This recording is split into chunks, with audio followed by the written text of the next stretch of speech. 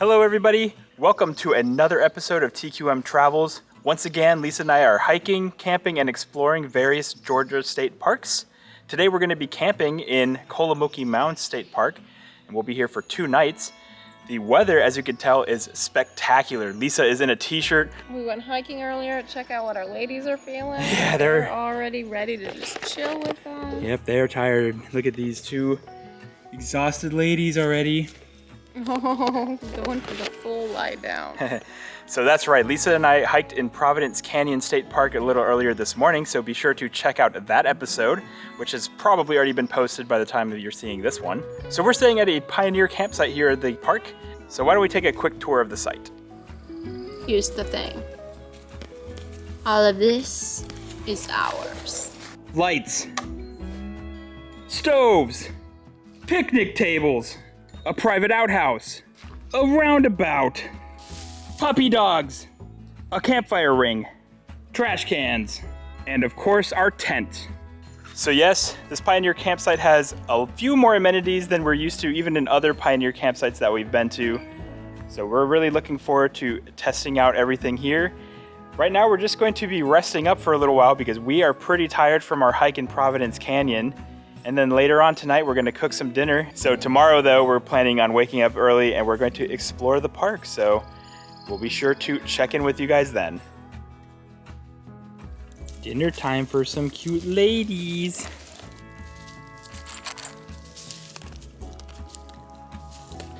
It's also dinner time for us as well. This campsite has 2 of these really big brick grills. So cooking on this thing should be very easy as compared to some of the other campfires we've had. How's it feel, Lisa, making a fire while wearing shorts and a t-shirt? Way different. Normally we're rushing to get this fire made so we can stay warm. It's not so essential this time, really. Now we're just doing it so we can cook our food. So we have an extra special dinner planned for tonight. We have some steaks that we're gonna cook up. Now, we actually cook these steaks in our sous vide machine back at home, so they're fully cooked right now. So we're gonna just warm them up by the fire here along with some mushrooms that Lisa prepared. And then once they start warming up a little bit on the inside, we'll put them directly over the fire in order to give them a good sear. Look at how tasty this meal looks. Got some fat mushrooms, some nice big steaks. Looking forward to this.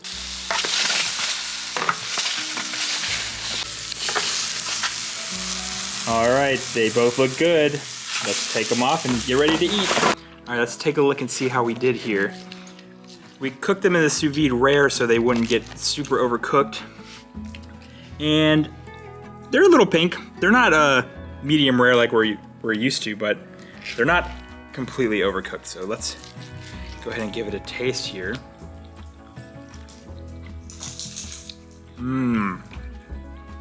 So tender still. Let's try these mushrooms that you made. So good. Awesome, this is our best camping meal that we've had yet. So the ribeye was delicious. How's your filet, Lisa? It's a little more cooked than I usually have it, but it does taste good. Lisa made us another Bananas Foster's-like dessert here.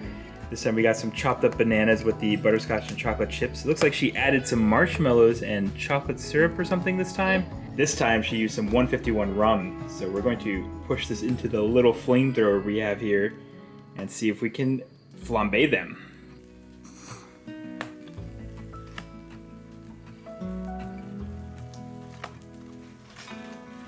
Well, our plan may not have worked to flambe them. Let's try with a lighter. Nope. They must have soaked in all the rum already, but it looks like it's sort of trying, but not really. That's okay. We're just gonna let them heat up, and they're still gonna be delicious. With that little bit. Did you see it? No, I didn't. There was like the tiniest bit. Nice. Look at these bubbling juices. It smells phenomenal. Oh, hot. But good. Nice. Better or worse than last time? Better. All right, let me dig in also here. Okay. Better, isn't it? Oh yeah. Wow, that's really good. I thought you had like the perfect amount of rum last time, but this is even better. Different type and more chocolate. Yeah, the more chocolate is delicious. All right, so we're gonna enjoy this dessert and then get ready for bed. All right, so Lisa and I are here in the tent again. This is our warmest night of camping. I'm looking forward to being able to get a good night's sleep tonight because I won't have to worry about freezing to death. And we might actually have to use the fan for our LED light this time because it's already a little muggy even, but It is. Maybe I'll open this back up. yeah, we might have to use it. It's supposed to cool down a little bit, but it's still going to be in the 60s. So we'll see you guys in the morning. Good morning, everybody.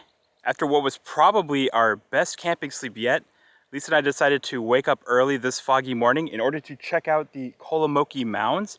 There are 8 mounds here on the park's premises, all of which were built by the Kolomoki tribe a long time ago. All right, future Chris here. Before we get started with our tour of the Kolomoki Mounds here, I'm pretty sure throughout the tour I say that these mounds were built by the Kolomoki tribe, which is actually incorrect. I actually don't know where I got that information from. I probably misread a sign somewhere along the way, but in actuality, all of the mounds here were built by the Swift Creek and the Weedon Island tribes, somewhere around 200 to 900 CE. So anytime I refer to the Kolomoki tribe, I'm actually referring to the Swift Creek or the Weedon Island tribes. So yeah, I was wrong. So sorry for this interruption. Let's get back to the tour of the mounds.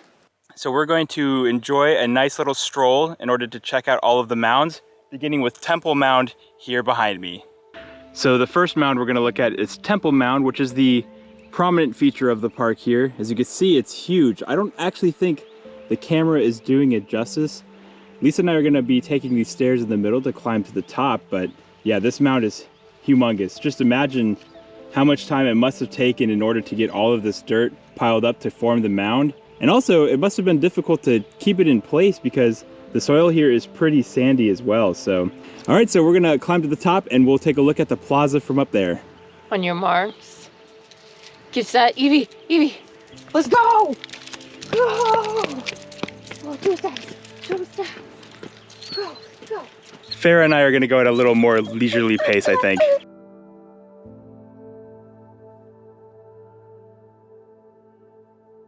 All right, so we're at the top now, and you can see out into the plaza here. It was really different from yesterday. Yep, we were out here last night for sunset, and now you can barely see anything out into the plaza because of all of the fog. It's still really pretty though, and it's nice and serene.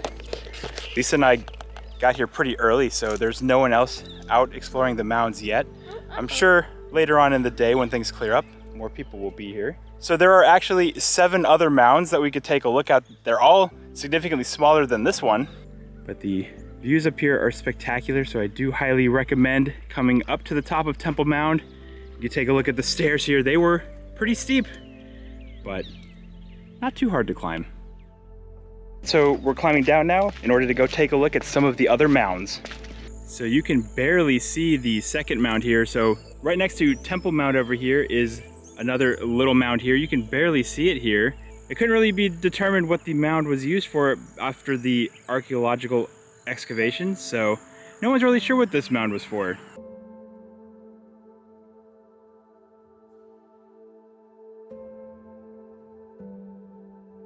The plaza here is humongous. There's a lot of space between each of the mounds, and it's just a perfect morning to go for this nice stroll through all the mounds. It's all flat, easy to get to, apart from climbing up to the top of Temple Mound. Okay, so behind me here, we have the second largest mound here in the park.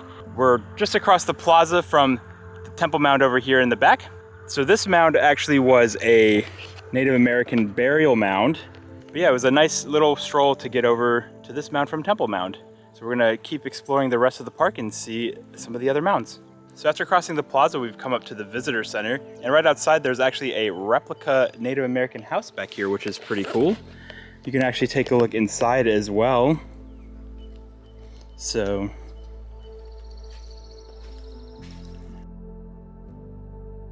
and then we're actually going to be heading over to the next mound, which is just outside the visitor center over here. So just outside of the visitor center here is another burial mound, similar to the one we saw across the plaza from Temple Mound. And the visitor center actually has a museum that you can visit. So if you go into the museum, you can actually take a look at what was found inside this burial mound here. So just across the road from the visitor center here, there's actually 3 more mounds you can take a look at. So the first of which is behind us here now. So this mound is believed to have been a more ceremonial mound. So the next mound is right behind me here. So it's unsure if this mound was actually built by the Kolomoki tribe, but right now this mound is being used as the burial site for the Mercier family, who are purportedly the original landowners. So, all right, we're gonna check out the last mound. All right, so we've reached the last mound here. This mound is speculated to have been used for ritual activity, but again, this is all just speculation from an archaeologist in the 1950s, so who knows what these mounds were really all for. It's interesting to think about though, and just take into the history of the area and how much work really they put into these different mounds and different structures with the tools that they would have had at the time, as opposed to all of the modern technology that we're used to today. But Lisa and I are going to walk back to the car now in order to cook some breakfast, so we'll see you guys back at camp.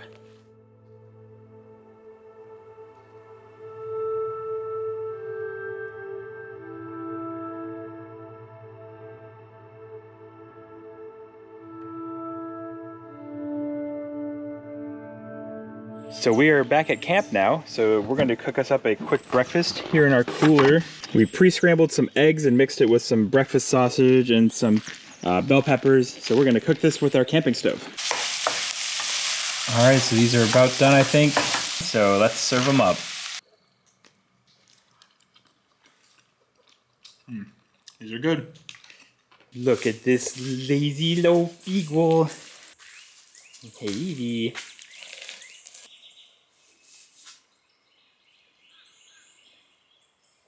Perfect. Well, breakfast was delicious. So now Lisa and I are going to go ahead and get ready because we're going to do a couple of hiking trails here at the park. So the park has 3 different hiking trails, none of which are very long. I think the longest is 2.5 miles, and we'll see you at the trailhead. Okay, so Lisa and I are here at our first trail for the day. We are going to be hiking the Spruce Pine Trail.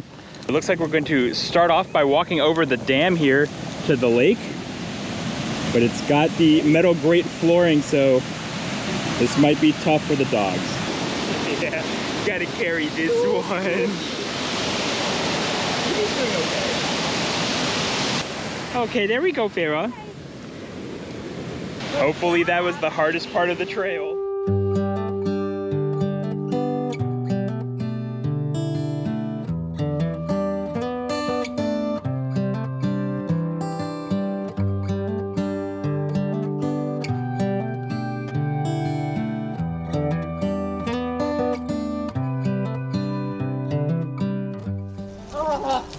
Another one. Lisa keeps getting hit with spider webs. So it indicates that we're the first to walk this trail for today, at least. Or the spiders are really industrious. That's also possible.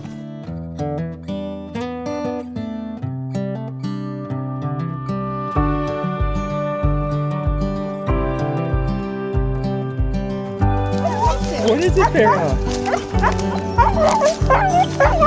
Farah! It's Evie! Farah! Farah, stop! Farah, stop!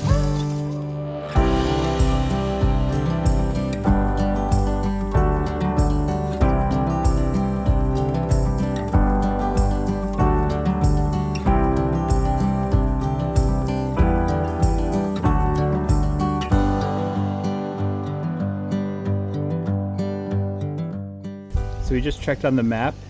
This bridge is about halfway for the trail, so we're making pretty good time. It's had a few hills up and down, but nothing that has forced us to really need a break.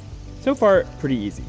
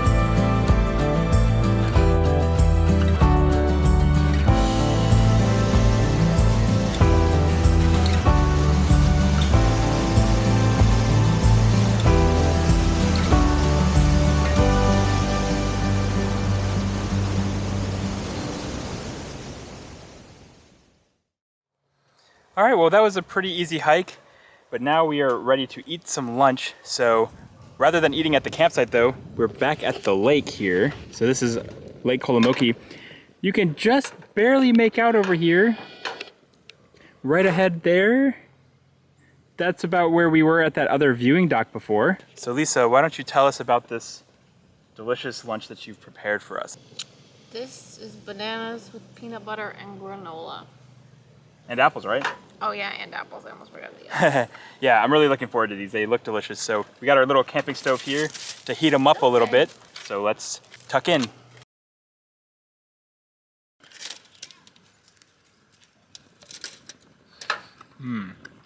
This is very good. Thank you very much. You're welcome.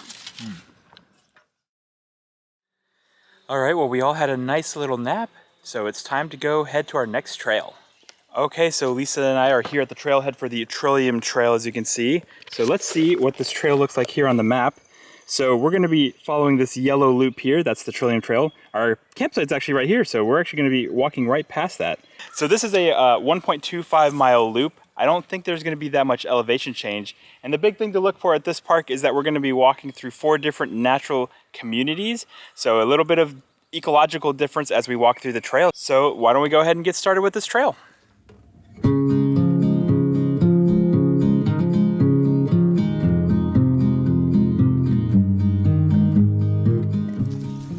All right, so far the trail is very well defined. You can see here the Trillium Trail is blazed yellow. Lisa says her neck is blazed red. We both got a little sunburn on our necks. So far it's very nice. It's got a lot of woodland area, so we're getting a good bit of shade from the sun, which is out in full force now.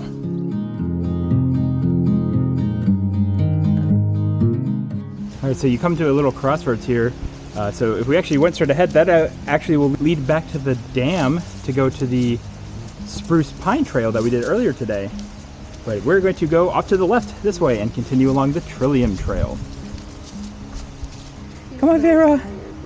She's too tired to scramble, huh? And we have exhausted. We have exhausted one puppy.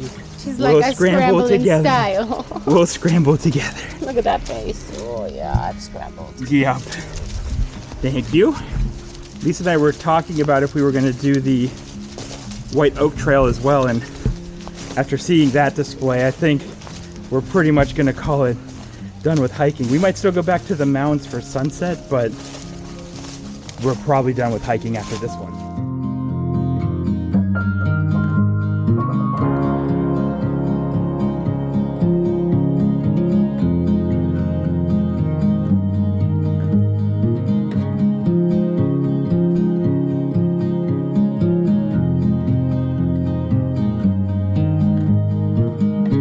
Oh, right up here, guys, you can see Those people we heard creeping in the woods last night were on the trail.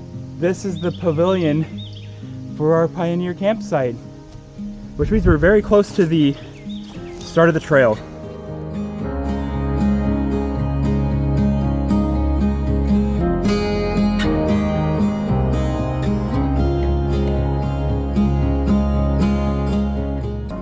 All right, and just like that, we've come to the end of the trail. So overall, pretty easy. Lisa, how long would you say that took? 40 minutes? Yeah, like 40 minutes or so. Okay. So that's the Trillium Trail. All right, so it's dark outside now, but you may not be able to tell that really easily because we are under the lights in our shelter here. But for dinner tonight, we have put together a standard campfire in order to cook some hot dogs and s'mores, returning back to our original camping roots. You can see Lisa's already got the fire roaring here in the distance, so why don't we go check in on her?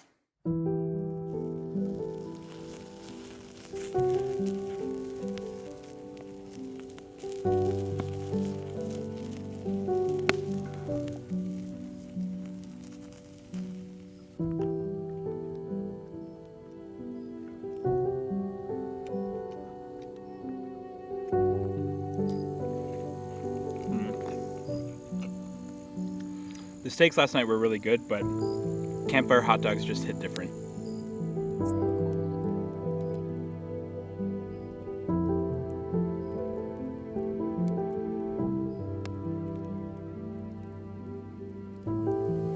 Here, the marshmallow in its natural habitat loves to get a little spotty.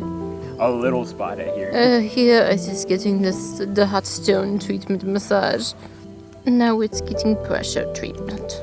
It's like acupuncture, but for marshmallow. This part is called,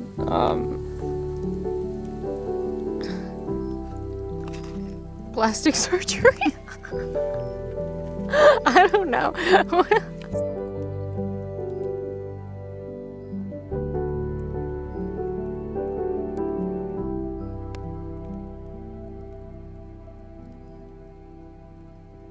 So we're just gonna sit here by the fire for the rest of the night, and then we're gonna head into the tent to get some sleep. So we'll see you guys in the morning. Good morning, everybody. Lisa and I got everything packed up now. Our tent is in the car and we are ready to leave the park. But before we go, I thought we would talk about what we thought of the Kolomoki Mounds State Park. Overall, I thought the park was really nice. There was actually a lot more to do here than I expected. I thought we were just gonna walk to all of the mounds and that was pretty much it, but there were some nice hiking trails here. The campsite here that we had, Pioneer Site 1, was spectacular. There were so many nice amenities that we're not used to. I don't think Pioneer Campsite 2 has all of the same things. Like, I don't think it has the shelter with the electricity and everything, so keep that in mind if you're looking to book one of these Pioneer campsites. The only negative I have about our specific campsite is that it is near the day use area, so it can be loud when there's a lot of kids nearby. And also, people kept driving into our campsite as well, maybe because they thought there were still other things to do in the day use area over here, but that was really the only negative we had. Lisa and I had a great time here at the state park, and now we're gonna head home. So thank you guys so much for watching this video. Be sure to give this video a thumbs up if you haven't yet, and subscribe to the channel so we can help the channel grow. And until next time, guys, cheers.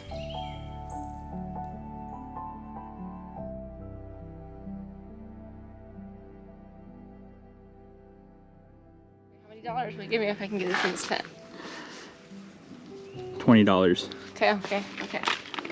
I go underhand or overhand? Underhand. It's a big decision. I know. Whoa! Not. I'm too strong. You overcocked it there.